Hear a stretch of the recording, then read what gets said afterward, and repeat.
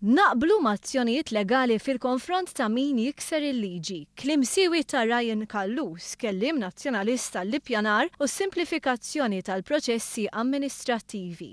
Naqblu ma' azzjonijiet legali li jittieħdu fil-konfront ta' min jikser il-liġi.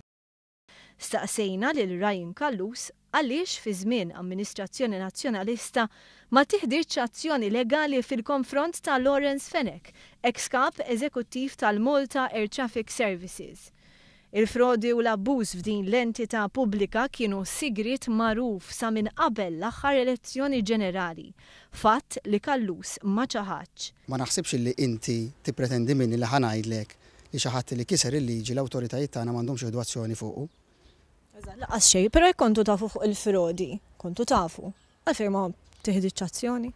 Jiena f'dal każ irid ngħidlek illi ma tħallx f'daqshekk fid-dettall m'iniex ħanikkummenta aktar mill-inħoss.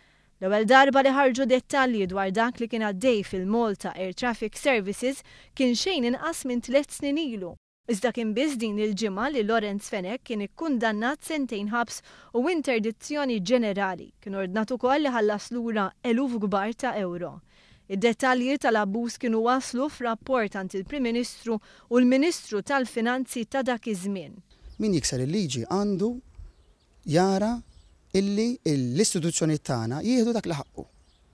Bas kemm ħadak li ħaqqu Lawrence Fenech jiġifieri dak iż-żmien? M'għandix iktar xi nżid, naħseb kont ċar.